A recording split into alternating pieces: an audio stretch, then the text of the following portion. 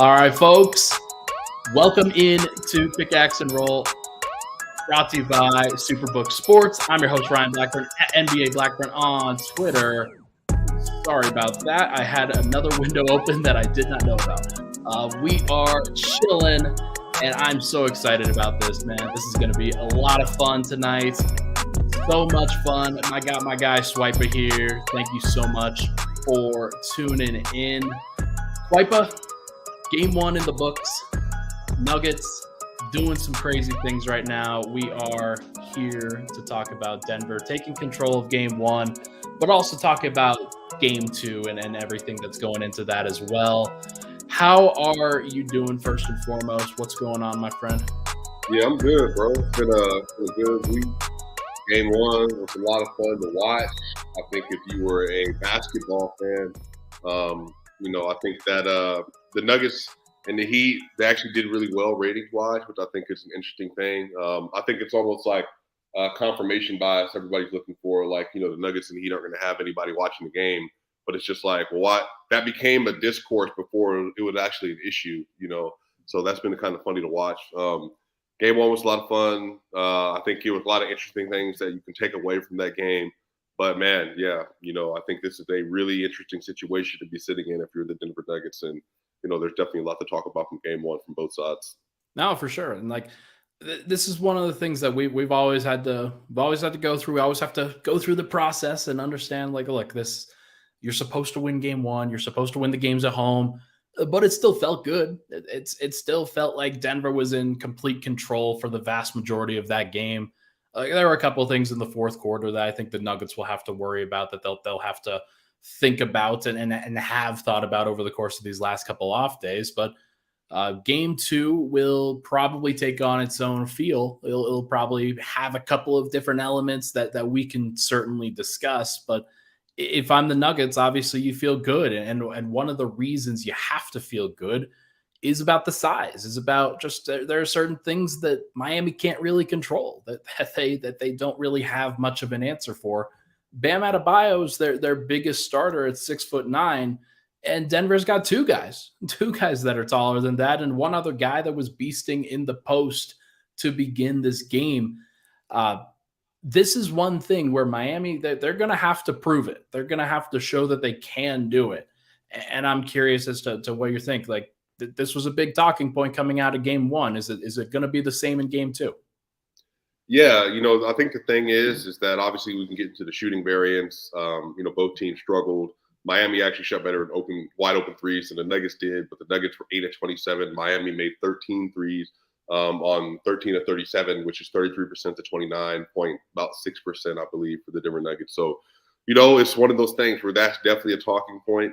But again, it's funny, Ryan, I think going into the playoffs, I communicated, I know some other people are communicating that the Nuggets are the most physical and biggest team that they typically, will see in any round, just because of how big and how strong they are in the interior and also how they play.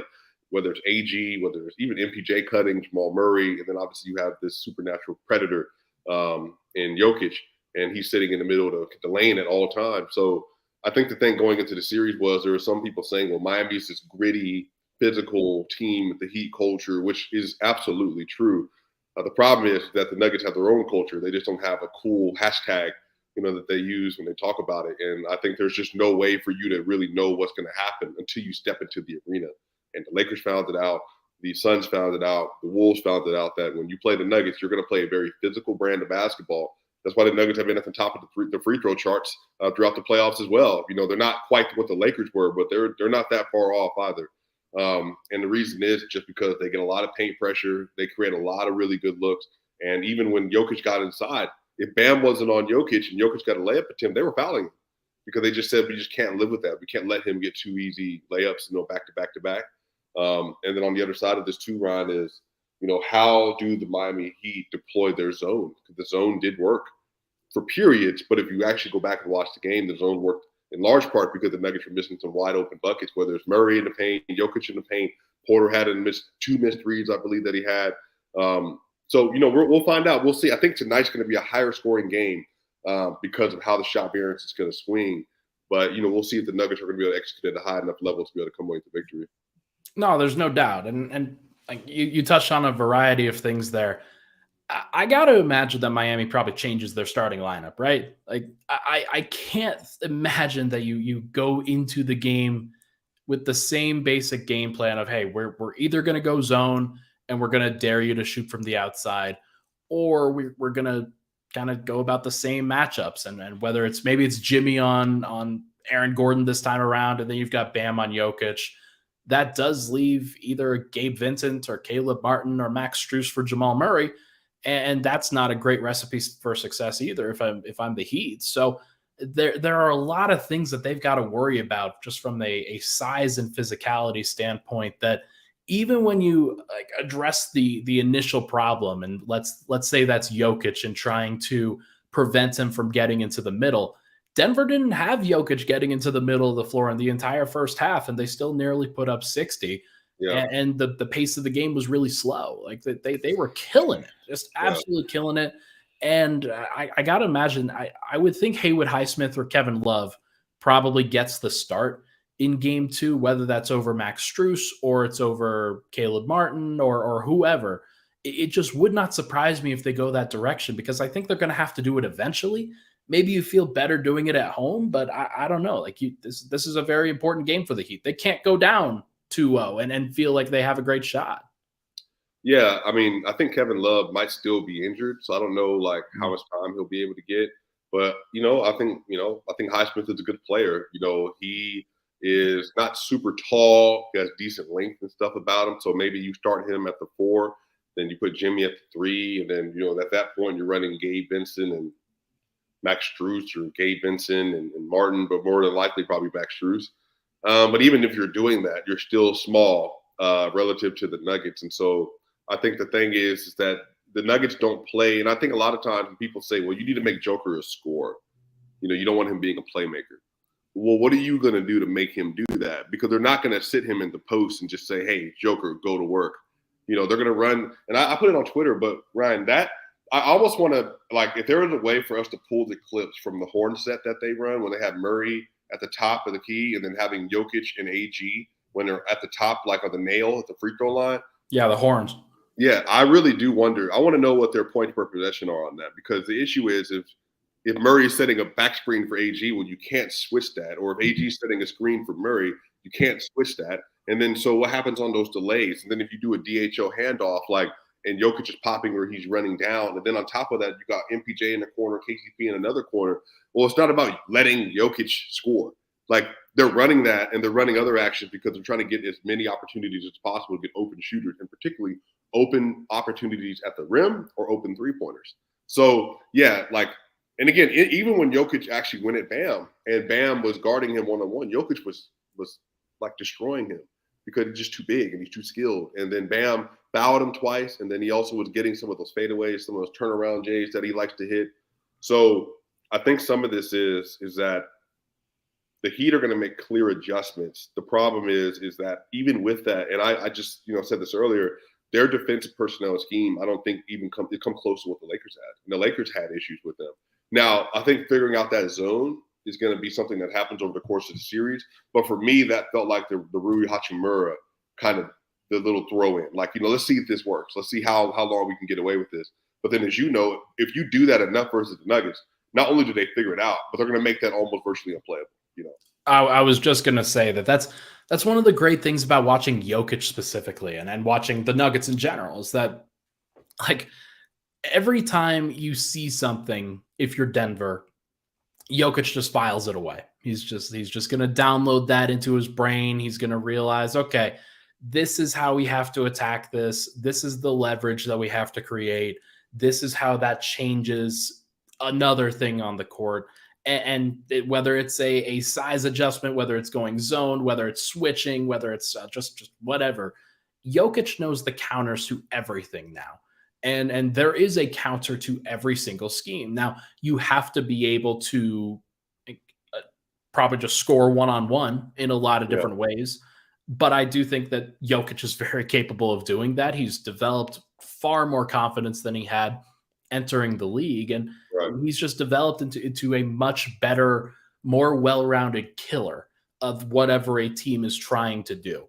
because there were times where he tried to, I think, go into the idealized version of what it was. Whether, hey, you're running a 2-3 zone, we are always going to get the ball to the nail. We are always going to work the ball around and make sure to kick out for three. And sometimes he just says, "Screw that! I'm going to put this guy through the rim." Right. And that's the adjustment that I think he had to make. Is it's not always about creating the perfect advantage. It's about creating the right advantage at the right time just to score those next 2 points or 3 points. And he's been fantastic at it throughout his career, but more so over the course of these last two, especially without Murray and Porter. He had to learn how to do things even when they weren't perfect. And they're not going to be perfect in the playoffs, and they're not going to be perfect in the finals when you're facing really good teams. So he has figured out a lot, I would say, and there's just not a lot that I think Miami can really turn to here. Yeah, we'll talk about this. The Nuggets weren't as great defensively in this matchup as opposed to how they've been in previous series. They almost like they needed to deploy their defense more like they did versus the Suns at times, and they were like lacking. But I think that's because the Lakers series was so much different in terms of stylistically than the previous series. It's almost like they're having to like relearn because they were behind on some of those closeouts. It's a good point. And then even when they were closing out some of these opportunities versus the Suns, they're actually pretty good about like not jumping into the closeout and then leaving wide open threes. But multiple times, Max Strus, Duncan Robinson, Kyle Lowry in the drop, they were just leaving too much space, or they were leaving their feet. And the next thing you know, they were getting these easy pull-up, but then maybe it was just the altitude, the lack of rest, or just the jitters of game one that Miami weren't hitting those shots. But like I said, on the other side of the court, though, the Nuggets also weren't doing that. Like Michael Porter Jr. was 2 of 11 from three. Like, that's just crazy. And Jamal was 2 of 7 from three. Jokic is a great 3-point shooter. He's shooting 47.5% from three, but I don't think he's a better shooter than MPJ and than Jamal. So if that variance is going to be there, then that's going to bounce back probably in a big way for one or both of those players this game, especially at home. And then you get an opportunity to clamp the series, to go up 2-0 and go back to Miami again, man. I'm telling you, dude, like the Nuggets are just a different animal, man. Like I just think people have been so slow to catch up with them. And then people get in every time the Nuggets get into a series, people say there's no way they can keep this up. They can't keep getting away with it. Right. But that's just how they play basketball. Like they don't have letdowns. So I think the difference between them, the Bucks and the Celtics, they don't have letdowns for longer than a couple minutes at a time. Or even if you want to say a quarter, like the first half, for instance, versus the Lakers in game 2, they were struggling. They were just trying to figure out their way. But all it took was from the basically 4-minute mark of that third quarter through the fourth quarter, one man, and his name is Jamal Murray, just said, all right, I'm just going to close the game myself.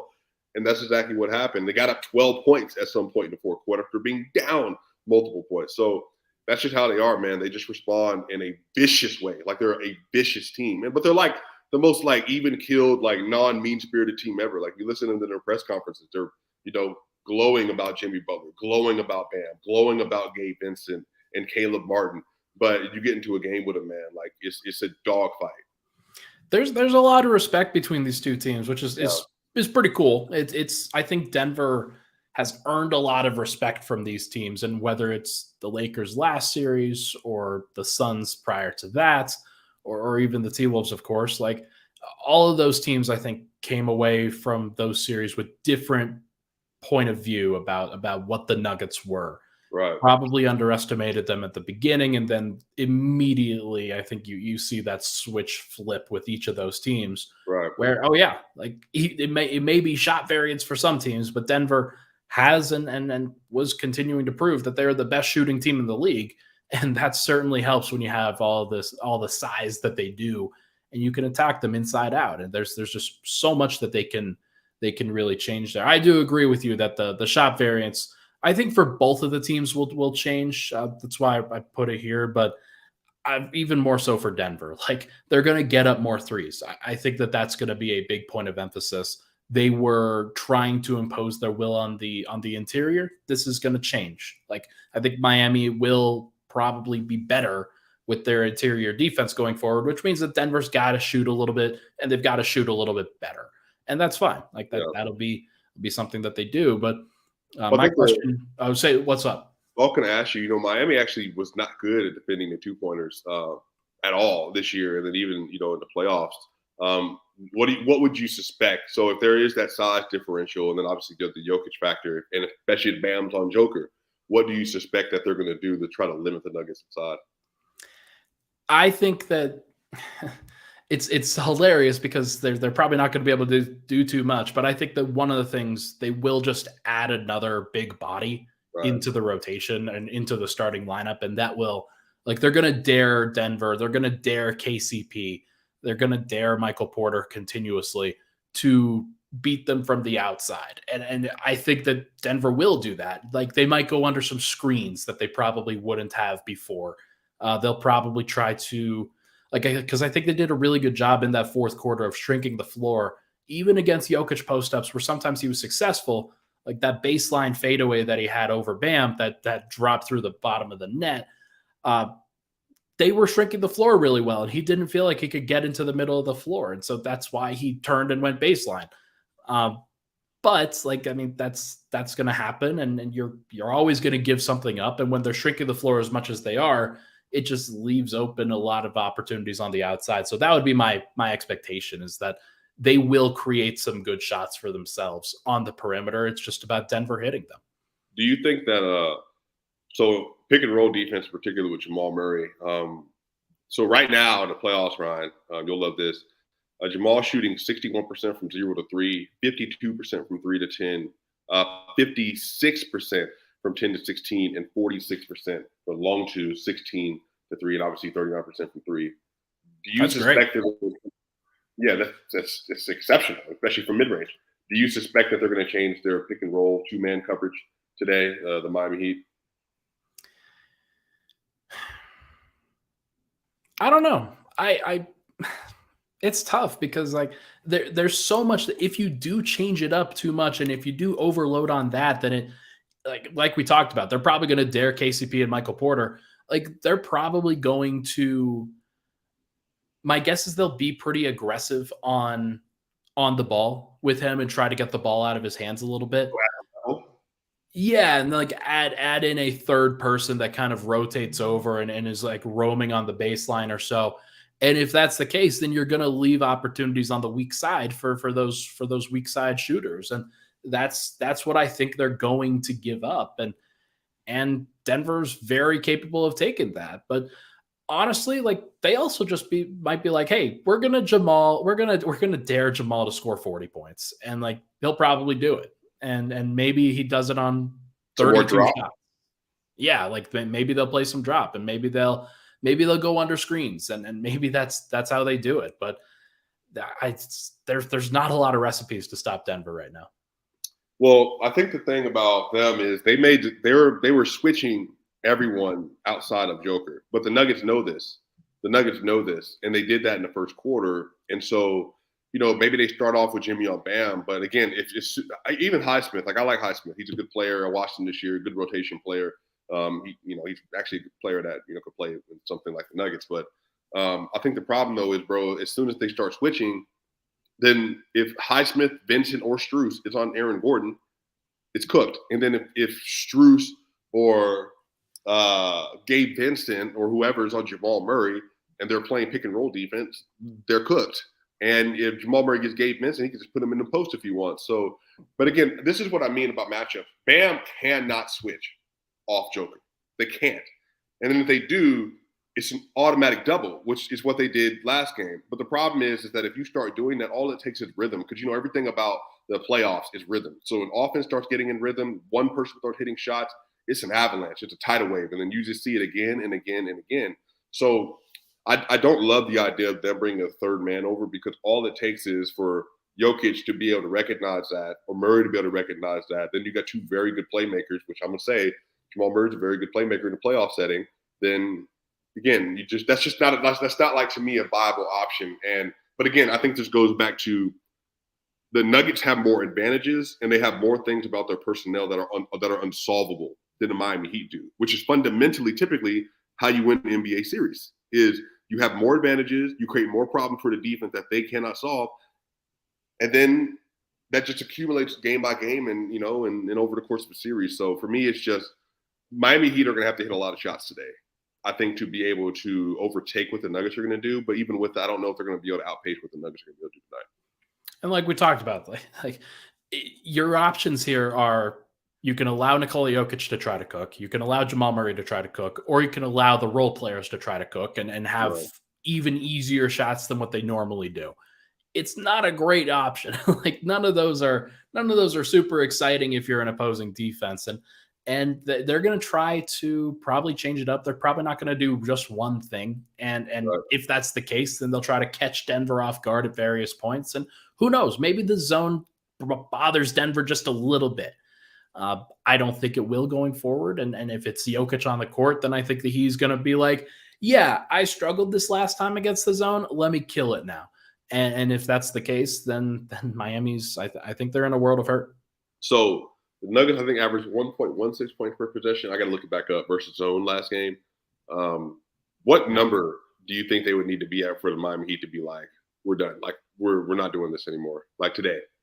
Probably like 1.25. Right. So basically in the first half, they just like, but again, they're doing this. They're trying to do this with the non-Jokic minutes. Yeah. So this all comes down to Jamal, Bruce, and MPJ. Because if those three players are able to get enough penetration and shot making together, that's when that stuff starts to like really accumulate. Oh, by the way, let me give Michael Malone his flowers. I said this on Twitter, Ryan, but I want to hear your thoughts about this. Sure. Because matter of fact, I'm probably just going to just throw it out there. What adjustment did Michael Malone make to start the second quarter that he hadn't done throughout the entire playoffs? No AG. MPJ at the 4. Now I believe, and I do want to head this off at the pass real quick. I think it was matching Aaron Gordon's minutes with Jimmy Butler, and that was the reason why they did it. But it's still a good thing. It's still a good idea. What were your thoughts on how that actually worked versus the zone? That was great. Like I mean, I thought that Denver's offense was reasonable in that time. Like they're never going to be perfect, and especially like Miami, they brought back on Bam. They had defensive guys in there. They had a lot of good options in there. And Denver, they tried to figure some things out. They did okay against that zone defense, but okay is all you need. And if you're defending well in the half court, then that's going to be just fine. Denver, I think their issues on that end were a little bit more defensive than they were offensive during that beginning of the second quarter. Right. By the way, Ryan, let's expose you here. How long until you admit that Michael Porter Jr. is the best defender on the team? Oh my God.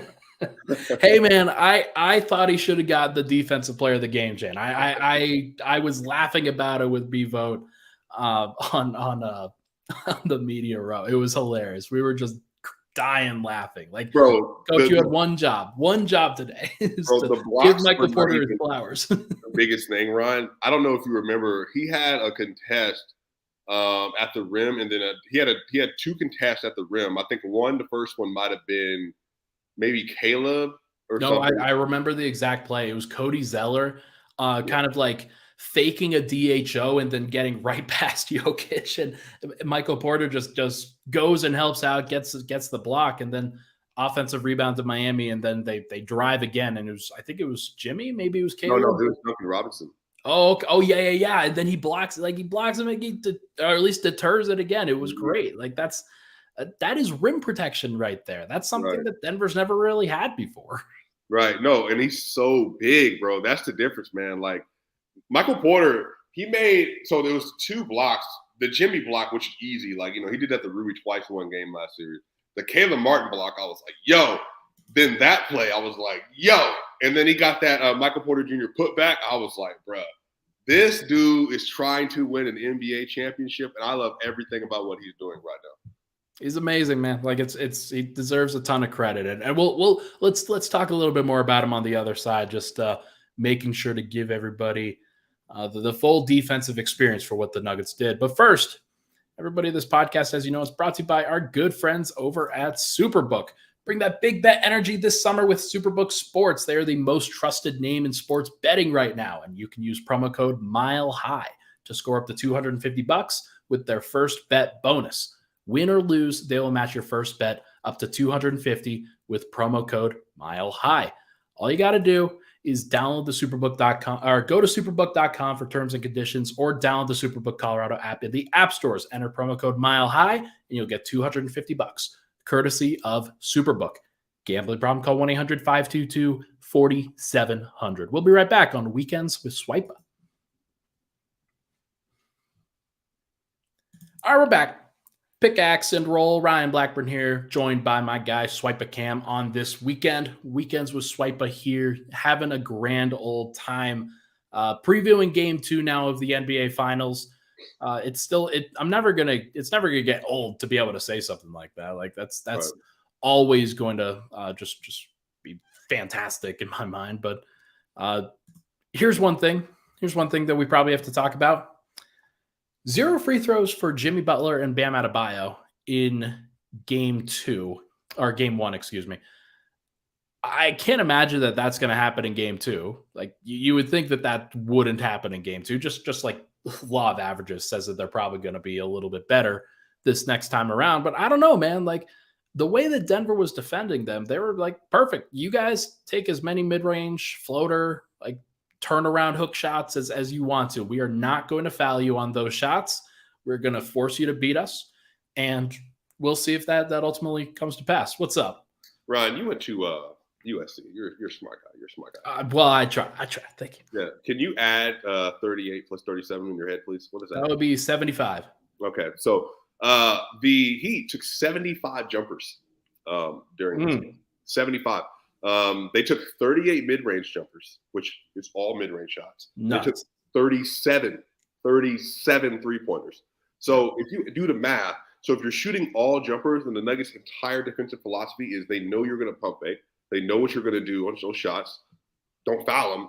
And then you shoot that many jumpers. And then Jimmy, who some media members said is the best player in the playoffs.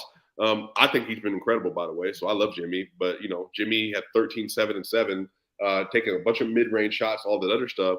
The problem is that if you're not going to attack the rim at all and you're going to be that lifeless going to the rim, and then on top of that, you don't have any rim pressure guys outside of Jimmy that, you really need to worry about, then yeah, that's kind of what's going to happen.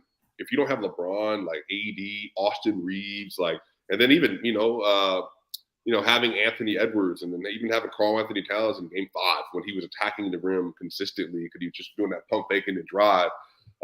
Shai Gilgeous-Alexander, all those players, even Jason Tatum. So I think the issue is that the Heat are going to have to change up their play style by attacking more. But the problem is that who are you attacking? Because Jokic is playing a drop versus Jimmy. So Jimmy is getting mid-range shots, and Jimmy is not a vertical player. Like he's not just going to jump over people consistently. And then, he's also not the fastest player in the NBA. So, again, it's just they're going to have issues, I think, with that. But again, the Nuggets are going to have to be smart. But I said this on Twitter. I said this multiple times, Ryan. Bam Adebayo is in the Richaun Holmes sweet spot. What does that mean, Swipa? What do you mean Richaun Holmes sweet spot? So if you watch the Denver Nuggets at all over the last several years, Richaun Holmes used to have career games, like 20 and 10 games versus the Denver Nuggets with the Sacramento Kings. Why is that? Oh, I'll go ahead and tell you. Because when they play at the level where they play drop, the big man gets the ball and gets to make a decision. DeAndre Ayton loves that push shot area. Richaun Holmes loves that push shot area. Anthony Davis got a 40-piece off that push shot area.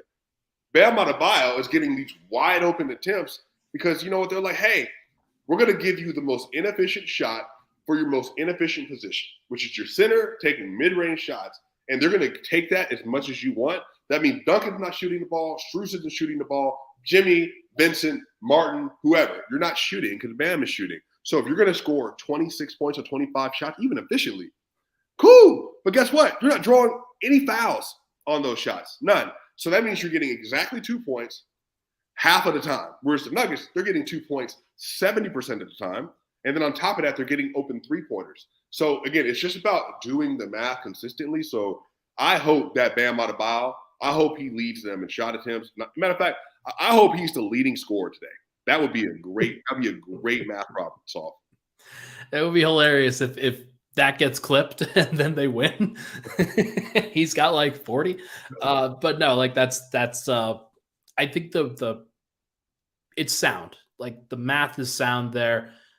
every single time you give Bam Adebayo the ball in the shooting pocket right there, where you've got a little bit of space, it's the push shot, it's the Rashawn Holmes push shot, as you're mentioning. It's not going to generate free throws because Jokic isn't jumping at him. It's not going to generate like value shots because those are going to be in the restricted area or around the perimeter. And Denver, they're going to try to do a better job, I think, of contesting the threes and making sure that Jokic is in that drop at the rim. He can do that against the Heat, especially when Jimmy is in the action, because Jimmy doesn't want to pull up from two either. And so you've got to make sure that you wall off the rim. And Jokic does a really good job of that. I think that people don't really fully appreciate that the reason why Denver's defense is better with Jokic on the floor consistently is because they don't allow as many shots at the rim. Now, when people do get to the rim, they shoot pretty efficiently there. But the fact is that they don't do it as much because Denver prevents them from getting there. And Jokic does a pretty good job with that. And now we're in the NBA Finals. There's no reason for Jokic to hold back a ton when people are attacking him at the rim.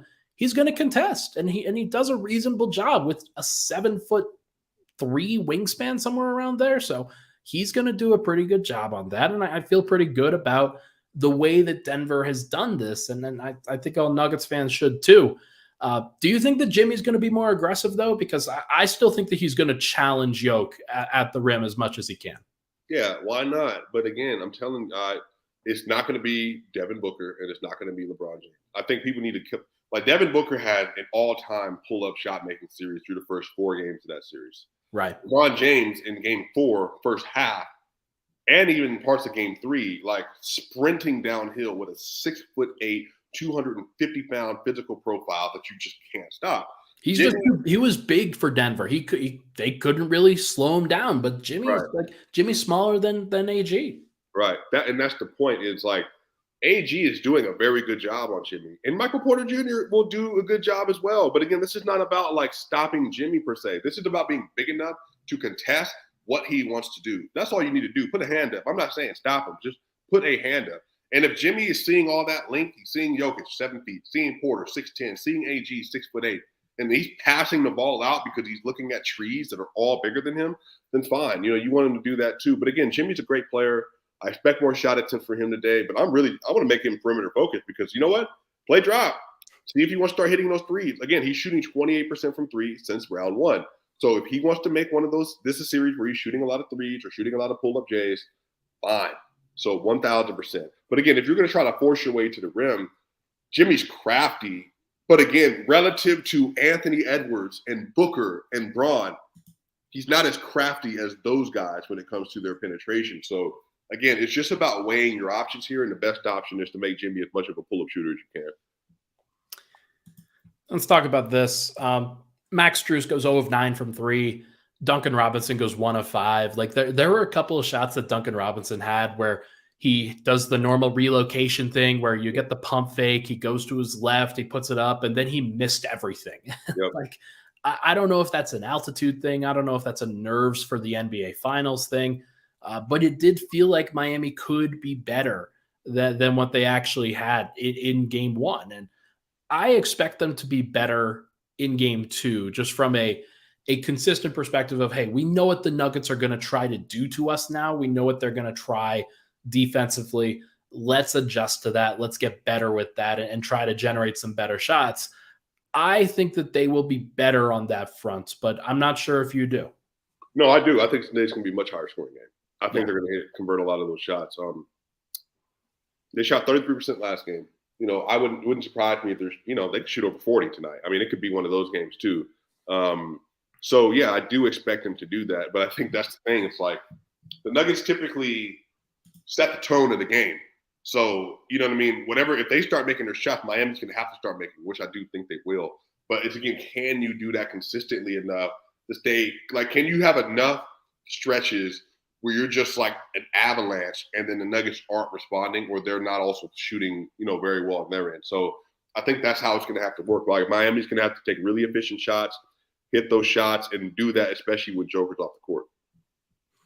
Yeah, it's just Kyle Lowry had some good moments. Gabe Vincent had some good moments. And a lot of those moments were when Jokic was in drop, when he was Yeah. trying to play maybe the same level of defense against those guys that they, not necessarily against Jimmy, but like, okay, you want to coax those guys into taking some tougher shots, but the shots that they're actually taking weren't that tough.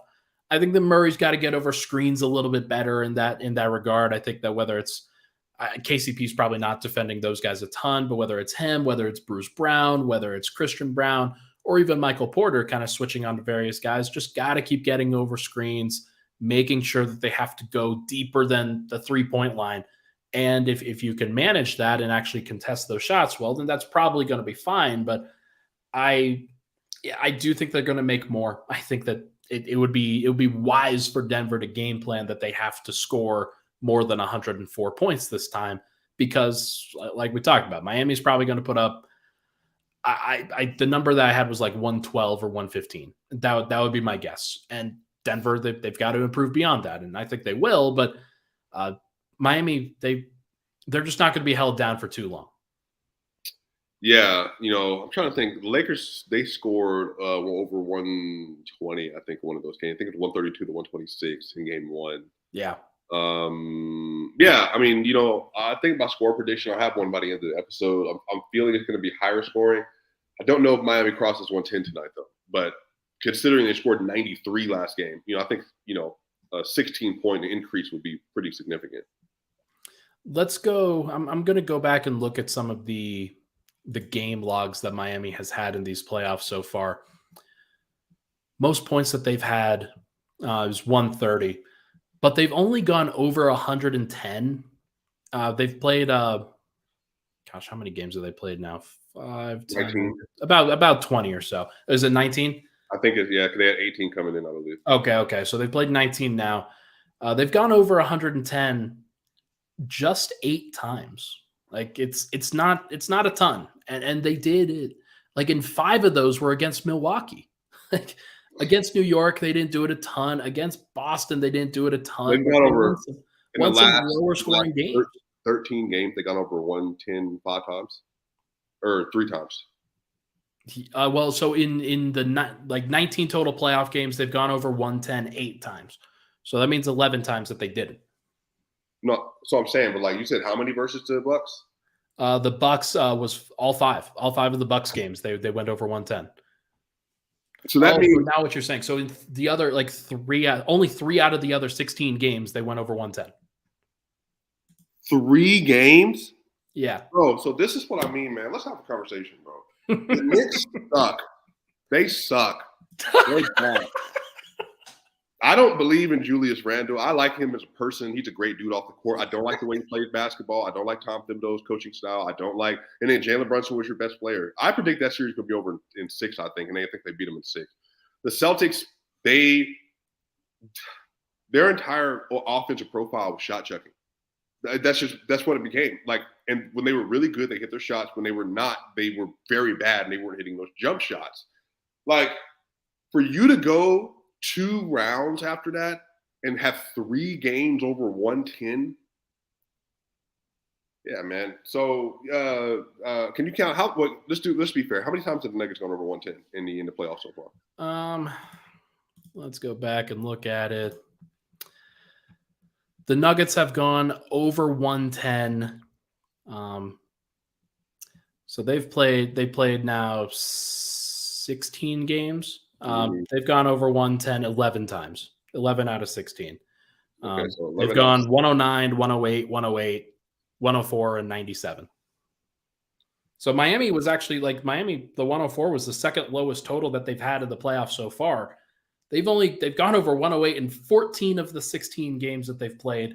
And then they had the 97-87 game 2 with the Phoenix Suns, which honestly, that makes me think that Denver, it could still be a low scoring game on this front, but it is kind of hilarious that's the disparity that we're talking about. So Denver, their offense, I think, is just better than what Miami's defense can really hold them to. And Miami's offense, there's a ceiling, I think, to what they can do. They were getting cooked by they were cooking Milwaukee. I think that was honestly about Milwaukee and Boston. Don't get me started on Boston. So Boston's Ryan, embarrassing. you might want to. You can take yourself out of frame here if you want. I don't care. I'm gonna say what I want to say here. No, I'm here. I'm here with you. The Knicks are not a good basketball team. They are not. Correct. They fooled everybody after the All-Star break. They had this great offense, all this stuff, but they are not a good basketball team. I don't think any team anchored by Jalen Brunson and Julius Randle. Julius Randle, what did he make second team All-NBA or third? Second. Which is crazy because Lauri Markkanen was clearly better than Julius Randle, but he didn't play for the New York Knicks and wasn't on the East Coast. I'm sorry. Like, I think, again, Julius is a great person, but the way he played basketball infuriates me. So the idea that the Knicks somehow will be the 5 seed, you don't realize, Ryan, how disappointed I was in the Cleveland Cavaliers that Donovan Mitchell dropped in the playoff. Evan dropped in the playoff. Jared Allen, lights were too bright. Jarius Garland, lights were too bright. And then Josh Okogie, when they were winning their minutes, again, coach said, you know what? It's cool. We need more scoring. And then he was out there doing nothing. Oh, who you ask about? The guy that was a backup rotation player for LeBron James in 2018 that you don't even need to know. This is what I mean, bro. Like, I just genuinely don't like the way the Knicks play basketball. And again, they're only relevant because they're in New York. So the Heat, they beat 2 real teams in the playoffs, in the Bucks and in the Celtics. And then they played against the Knicks, who should have been out of there in the first round of 6 games, but Cleveland dropped the ball. So again, I think the Miami Heat are a really good team, bro. But yeah, I just think that the Western Conference has been better in the playoffs. And I think on the other side of this, I think that the Nuggets are just a fundamentally different kind of team than the Heat are used to playing. I do want to make a correction. Julius Randle was a third teamer. Third team. He was a third team All-NBA guy. So a top 15 regular season team player. Too high. One team too high. And like, look, Chris in the comments says they beat Denver twice in the regular season. I don't care. Does anything about the regular season No. actually mean anything? Like, what are we doing? Like, the Lakers were 2-2 versus the Nuggets in the playoffs. By the way, they used that going into the playoffs as evidence why they would beat the Nuggets as well. They're like, man, Thomas Bryant killed Jokic. Anthony Davis is going to cook him in the playoffs. Anthony Davis is going to cook him.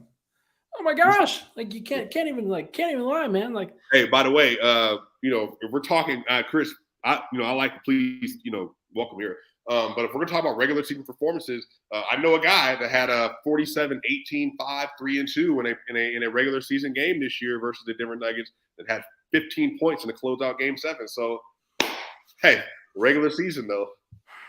Dude, he's gonna his knees are gonna erode from Nick Nurse. I'm worried. I'm worried for that man.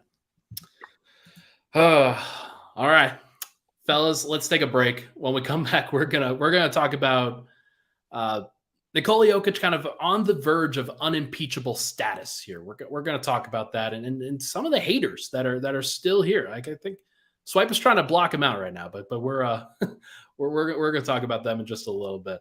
We'll be right back. And we're back, Pickaxe and Roll. Thank you so much, everybody, for tuning in. Joined by my guy, SwipaCam, Weekends with Swipa edition of the podcast. Really appreciate all the love and support. Everybody go hit the like button on each of these channels. Swipa's broadcasting on the SwipaCam channel. I'm broadcasting on Mile High Sports. Make sure to go hit the like button for sure. My guy, Nikola Jokić, is on the verge of an unimpeachable status here. Like, there is an opportunity here because once he joined the club, like, you can't get out of the club, right? Like, is that, are we fair to stay on that front? Like, is that fair? Unimpeachable. I mean, if you add up all the seeds, Nuggets have played 8, 4, 7, and 8. It's a really high number. The highest amount of seeds ever, in the finals. Who did he really play? LeBron was old as dirt. AD is not who we thought he was. Kevin Durant only been there for 15 games or so. Devin Booker by himself. Chris Paul got hurt in the second quarter of game or third quarter of game 2. And then you played against Anthony Edwards and Rudy Gobert, Defensive Player of the Year. Karl Anthony Towns, playoff dropper. That might be the easiest run in recent modern NBA history. So, and then on the other side of this, let's be honest. Jamal Murray is a top 3 playoff player right now. Michael Porter Jr. is incredible. Aaron Gordon's been incredible. How much can we really say that Nikola Jokic has carried this team, if we're being honest with you?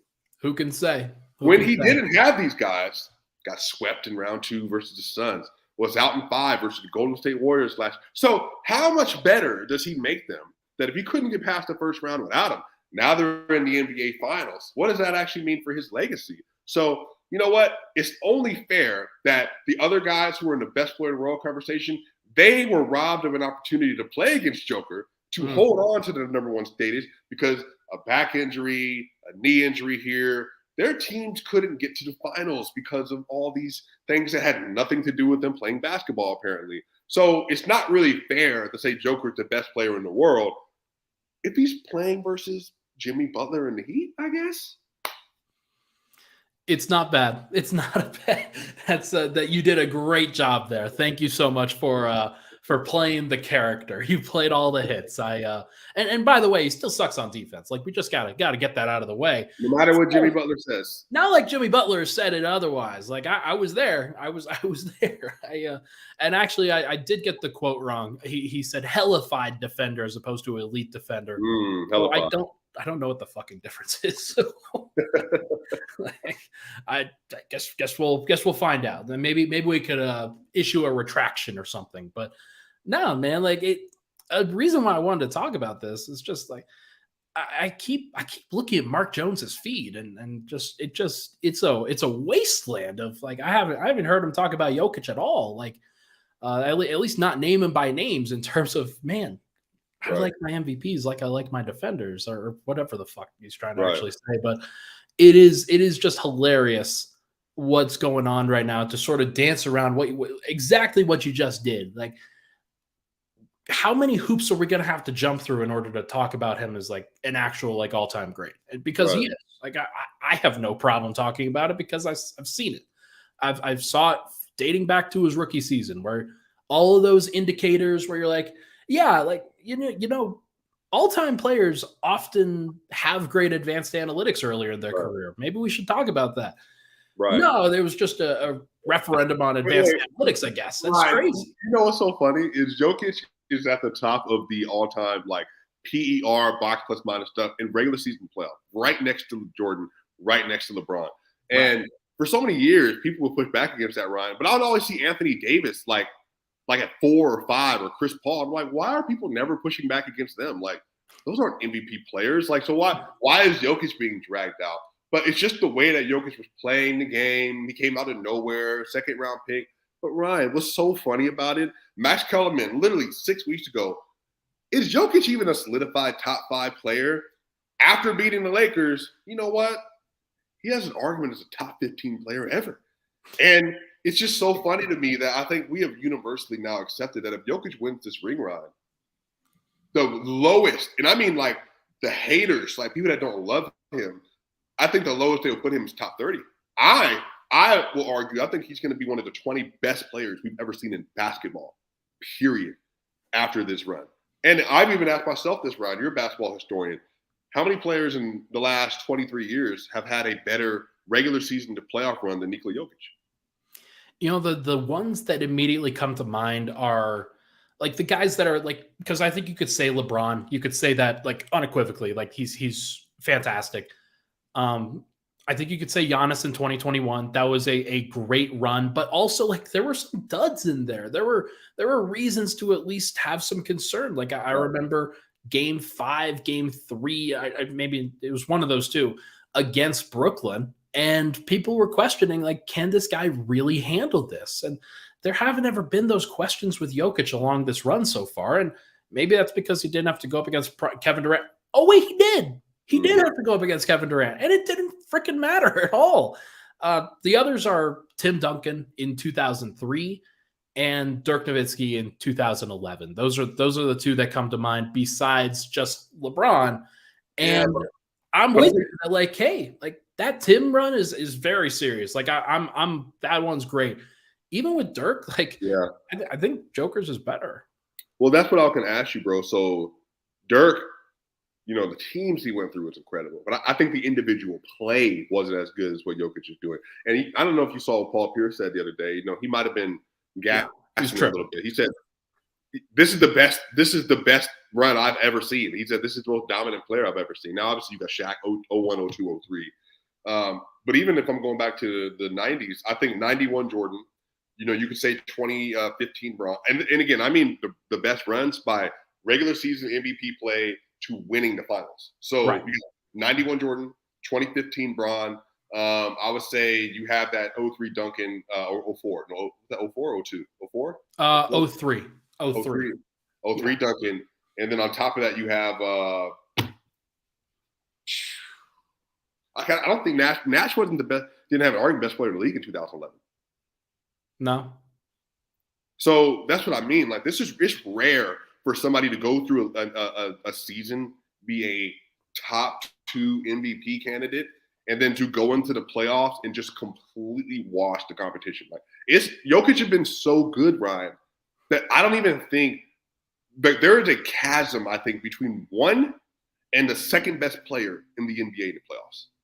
For sure. Like the actual playoff gap has been insanity. Like we joke all the time about the NBA math, like the actual TPA graphs that they have where you've got all of the pictures of like really great players in the top right of the quadrant. And then Jokic is in like his own stratosphere in terms of like where he's actually located. And like TPA is not, it's not my go-to metric or anybody's real go-to metric, I don't think, but it is a cool visualizer of like what the actual level of impact has been. And you can pick a stat and Jokic is probably in the top right corner of it, for being honest. Like he has been unbelievable. And I just think that like, you're not going to make everybody happy, but like I typed out this poorly. But the haters right now are seething. And like, whether it's Mark Jackson, just like leaving him off the MVP ballot, whether it's Mark Jones, who I don't understand what's going on with him, but like that's been strange for a while. I thought he was a fan for years too, so that was a strange one. That's probably the most disappointing one. Because I actually love Mark Jones' commentary.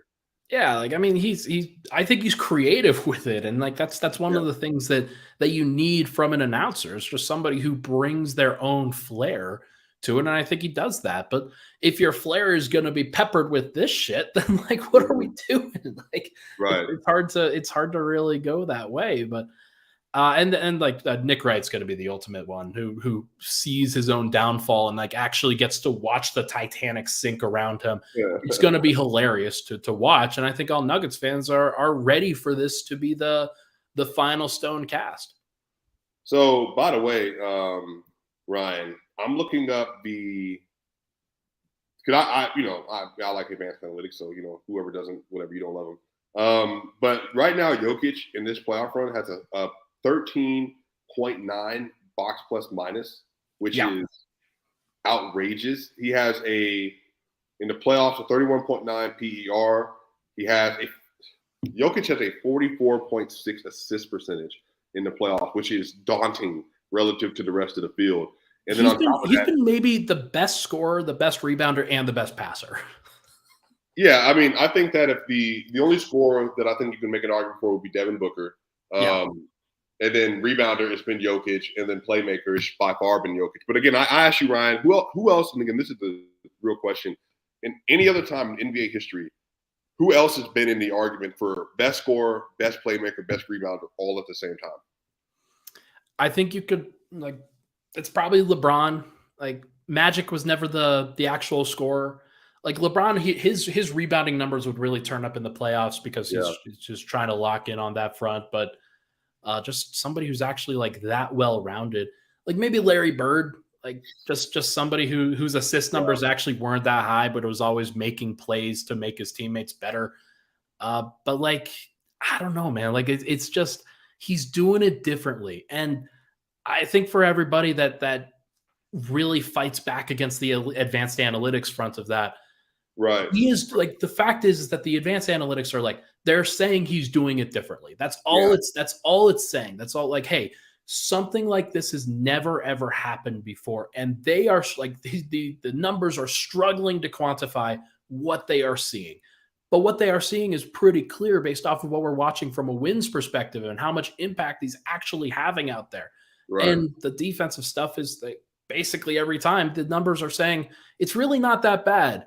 And I think what we're seeing now is when you surround him with the right pieces that a championship team needs, yeah, it's not that bad. Like it just never has been that bad. And like he'll go through these runs, especially during the regular season, where he doesn't give a damn. And like, doesn't everybody like what are we doing here? Like Giannis does that. Giannis's defensive impact this year was not high. And I don't think anybody like it's just crazy to see. But why do you get penalized? And this is the thing for me, because Giannis has never anchored an elite offense ever. So why do you get penalized for being a all-time top 5, 6, depending on where you want, offensive engine? But then you get penalized for being a mid-level defender or a below mid-level defender. Giannis has never anchored an elite offense. He scores, but it's just he's not the playmaker, he's not the scorer, not the shooter.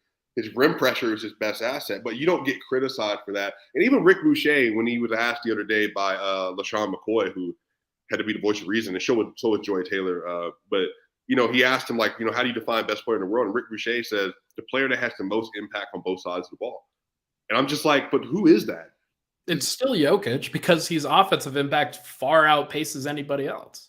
Well, even in NBA history, though. So you're saying Michael Jordan, one of the best two-way players ever, he's a top 5 offensive player, but he's not a top 5 defensive player. So that's just true. Like, I've seen him get cooked. I was old enough to watch him play. I know he got cooked. So then on top of that, you say LeBron James. Well, yeah, LeBron is apex, sure. But who's 6'8", 260 pounds and can do everything? It's just him. That's it. So whenever you're comparing Jokic, it's like, so because Jokic isn't one of the 2 best players ever with these crazy, off-the-charts athletic profiles, like somehow we're going to dismiss what he is. And again, for me, bro, I just think the whole defense thing is a charade because as good as Giannis is defensively, they got smoked by the Miami Heat. And he had no answer for Jimmy Butler. He was so bad, he couldn't cover Jimmy Butler himself. So that's what I'm saying. So how worthwhile is it that if you're an elite defender, but when it comes down to it, an elite defender can't do anything about an elite jump shooter when the time comes? They had 3 defensive player of the year candidates, depending on who you asked. And it didn't mean damn. Like we just talked about Miami. This was the offense that Miami was running where they only had like 3 of the 16 games that they've played so far since that Milwaukee series have been over 110. And they were over 110 every single time against 3 elite defensive players. Like it's the actual conversation is just so disingenuous that it is like, I can't believe that so many people are on that side where we've had to push back on this as often as we have, but now you get to see it and now you get to see what it looks like when it plays out. And you're seeing what Denver looks like when they have to play the same level. How many shots did Joker have in the first half? 3. How many shots did Joker have in the first 3 quarters? 5. So you're telling me that against a very good defense, Joker is so good that he was able to literally dominate a game by shooting 3 shots and a half, and you're over here asking questions about how good is he really? Like, again, man, if you don't want to acknowledge the fact that this is a different beast that you're watching because he's not from Gary, Indiana, or not from Indiana like Larry Bird. He doesn't talk like Larry Bird, doesn't have a mustache like Larry Bird, doesn't have a 33 on his chest. He doesn't play for the Boston Celtics like Larry. Well, guess what? The fact of the matter is that Coach Pop said this in 2019 in the playoffs. That is the closest thing to Larry Bird that we've ever seen. And guess what? As Shannon Sharp said, I think when all said and done, he has an opportunity to go down as the best white boy that's ever played the game. And again, Larry Bird's a top 10 player for me. And George Karl has said it before. I think he can end up being a top 10 player. But again, it's just so weird, though, that it's taken this much for people to finally be like, damn. I guess now I have to acknowledge what the stat boys have been saying all this time, or the Denver Knights have been saying all this time. But again, man, it's just been so sweet because he did it versus a young and up-and-coming team. He did it versus Durant and Booker. He did it versus Bron and AD. Now he's doing it versus everybody's favorite MJ comparison, Jimmy Butler, in the NBA Finals. And you can't run from it. And, by the way, take this 29, 13, 10, 54, 48 while you're at it. It's what he does. It's just what he does, man. Real quick before we get out of here. Predictions for game 2. You said you had a score prediction that you wanted to drop. Yeah. Let's talk about it now. Just like you think they're going to score a little bit more? Yeah, I'm going to go actually 118 to 109 score prediction. Denver Nuggets win game 2. 118, 109. 102, 109. That seems pretty reasonable. That would mean Denver covers, or at least just barely. I'm gonna go 116, 111. I think that it'll be a little bit closer. Denver still gets the W, but this is going to be one where Denver's going to have to fight. They're going to have to grind, and they're going to have to continuously make shots, even when Miami's making shots too. And we know that Denver's up for it, though. They've been up for it the entire playoffs, and you know that Jokic is up for it too. Like, they're going to create great shots, and I think Murray will have a good game, but it'll be Jokic who really puts them over the top from the scoring perspective. Yeah, we haven't seen so Jokic, what's the most points he scored in the Lakers series? 34, game 1? Yeah, I think so. He was just basically hovering at like 30 points or 28 points the entire series. Yeah. He had a 53 ball versus the Suns and a 43 ball versus the Timberwolves. Do you think he has a 45-point game in this series? I don't think so. I was asked this question yesterday or a couple of days ago. I think that Jimmy will have the highest scoring game, and it might come tomorrow, or it might come tonight, if we're being honest. And it'll probably be something like 42 to 43 points, if I'm being honest. But with Joker, they're always going to have to overload on him just a little bit, and it's always going to come down to that, where you don't know what it's going to look like all the time. But I can say with certainty that he's going to find ways to get 8+ assists every single time, just because of the size. The size is an issue, and Denver is very, very locked in. It's very hard for him to not have 8 assists because Denver's been so good. All right, well, I'm going to say this right now. Joker could end up playing 44 minutes tonight, and he could end up literally having a 50-28 ball tonight. So, but it's all in the bank. Like, what's that? I'm saying it's all there. It's literally all there. Say they load up and they say, well, you know what? We're not letting you pass the ball tonight. We're not going to let you pass the ball at a high level. And Joker just like, okay, all right, fine, I'll just score. And like he literally might get in it. If Jokic hits 2 threes in the first half, it might be an avalanche in the second half. I'll go with 32, 14, and 7, and then Murray will have 25, and MPJ will have 25 as well. That's my prediction. Woo! Hey, all right, let's do it. Let's see if we can get it there. Let's do it, my guy. All right, well, fellas, I think that's gonna do it for this episode of Pickaxe and Roll Weekends with Swipa Edition. Thank you so much for hanging out with us. We really do appreciate all the love. It has been fantastic to be able to hang out with you, and we know how much it means to everybody. What are y'all doing here? Enjoy a Sunday. Go on a walk. Go get like a picnic or something like that. Go to a brew or something. It's pretty gross out here. I'm not gonna it's a little wet. It's a little overcast. Like the sun, like it's just disappeared for all the national media. So it's crazy to see. Denver, 300 days of sunshine, and it just didn't happen to be today. So it is what it is. But everybody, hit that like button on the way out. Thank you so much for hanging out with us. We love you here at Weekends with Swipa. Enjoy tonight. Enjoy this entire experience. We will talk to you guys again next weekend. Hopefully, the series is already over. That'll be good. Thank you so much. Talk to you guys soon.